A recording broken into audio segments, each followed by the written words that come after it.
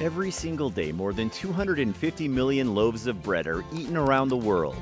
That's enough to stretch around the earth twice. And yet, most people have no idea what it actually takes to make just one. Behind those soft slices is a wild system of machines, mixers, and ovens longer than a tennis court, all working nonstop to meet our appetite for bread.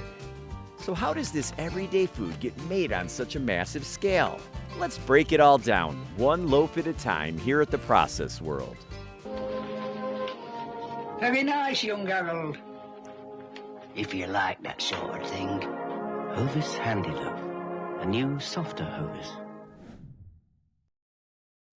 Bread's been feeding people for more than 10,000 years, long before tools or writing existed. It began as a simple mix of grains and water cooked on stones. Then the Egyptians discovered fermentation around 4000 BC, using wild yeast to make dough rise. Bread was so sacred to them they even packed it in tombs for the afterlife. The Greeks added variety with new grains and flavors, and baking became a shared part of daily life. In medieval Europe, communal ovens brought people together, and bakers were held to strict standards. A bad loaf wasn't just disappointing, it could land you in real trouble. The real shift came during the Industrial Revolution. Machines replaced hands, and steam ovens produced bread by the thousands. Suddenly, something that had been made in homes and village ovens for centuries was being mass-produced and sold everywhere. But how is it made? You see, every loaf starts with one thing: wheat. Before anything can happen in the factory, the wheat has to be cleaned and processed properly, and that starts way before the dough ever hits a mixer. At large industrial mills, wheat goes through a soaking process that lasts up to 24 hours. This helps loosen the tough outer husk. Once that's done, the wheat is crushed using powerful steel rollers. These machines press the grains until they break apart, separating the endosperm from the bran and germ. The crushed wheat is then passed through a series of fine sieves, which sift out the unusable flour bit by bit. The rougher pieces that don't pass through, they get sent right back through the rollers to be ground again. This cycle repeats until the flour reaches the exact texture needed for sliced bread. Once it's ready, the flour is transported in sealed tanker trucks to the bread factory. Some of the bigger factories use more than 10,000 tons of flour every week. That's why the delivery schedule is so tight. Some get restocked twice a day. The flour goes straight into massive silos, where it's stored under strict conditions until it's time to bake. And now that the raw prep is done, it's time to move inside the factory and see what happens next. But before we get into that, please leave a like and subscribe for more amazing videos like this one. Now, moving on.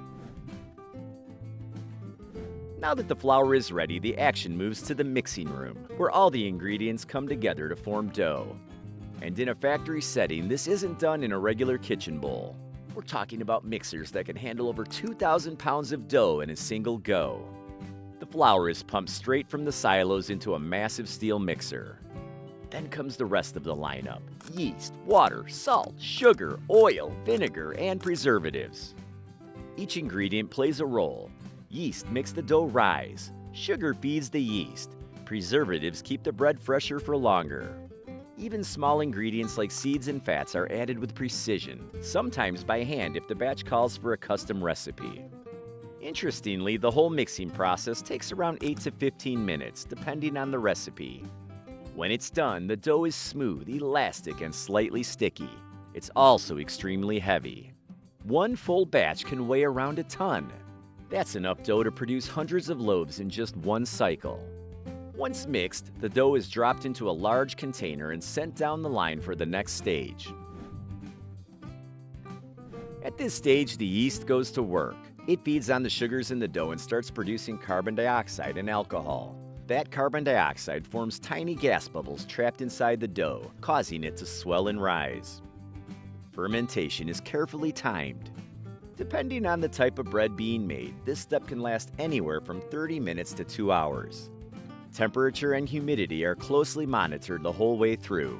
Most factories keep the dough at around 45 degrees Celsius, which is warm enough to keep the yeast active without breaking down the structure.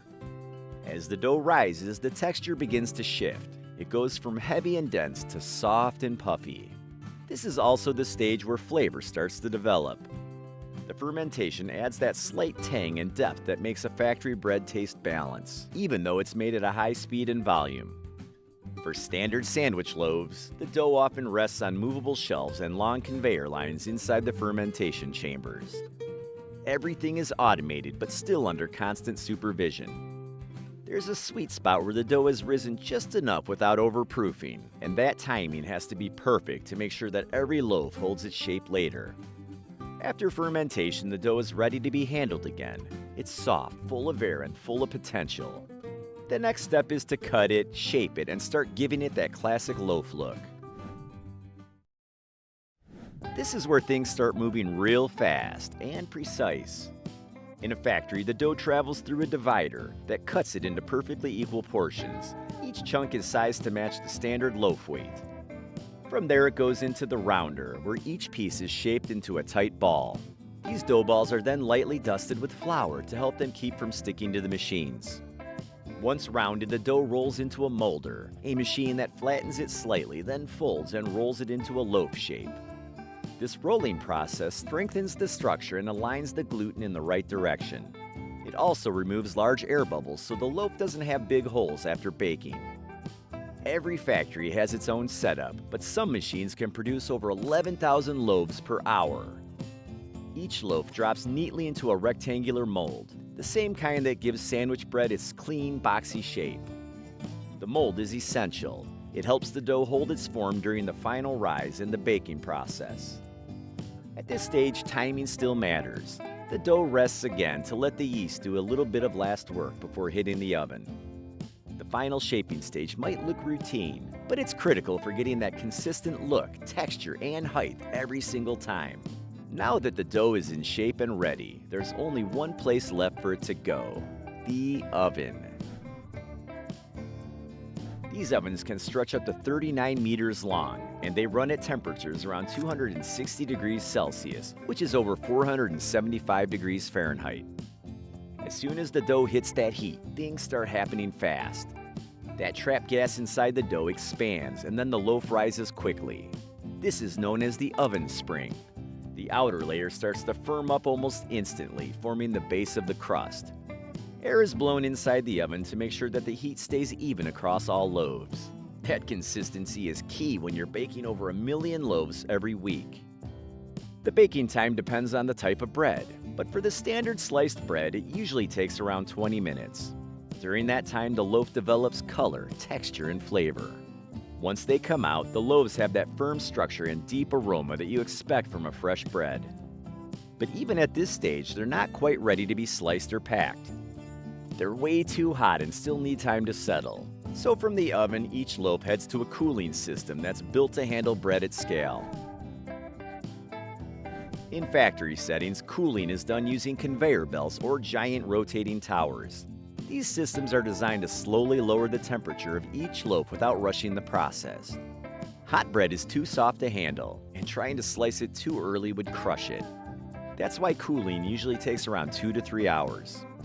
During this time, the bread firms up, the outer crust becomes more stable, and the moisture inside starts to settle evenly throughout the loaf. That balance is what helps it keep its shape and stay fresh once it's sliced and packed. Temperature and airflow are carefully controlled throughout the cooling system. Even the way the loaves are positioned on the belts matters. It's all about making sure that every single one cools evenly from top to bottom. Once the loaves reach room temperature, they're ready for slicing. The crust is set, the inside is soft but structured, and everything's in place for the final stage. This stage moves fast. The loaves are fed into industrial slicing machines that use sharp steel blades, some of them up to 2 meters wide. These blades cut through each loaf with precision, creating about 20 slices in a matter of seconds. Right after slicing, the bread goes straight into packaging. Automated machines place the loaves inside plastic bags, seal them tightly, and get them ready for shipment. These bags are designed to keep the bread fresh for days, sometimes weeks, depending on the recipe and the added preservatives. The packaging line also includes labeling and quality checks. Loaves that don't meet the standard, maybe they're too small or sliced unevenly, are pulled from the line for recycling or secondary use. Every detail is tracked, from weight to expiration dates, ensuring that each bag that reaches the store is ready for the shelf. So now that you know what goes into every slice, do you think bread is still just a simple food, or is it actually one of the most engineered things in your pantry? Share your thoughts in the comments section below.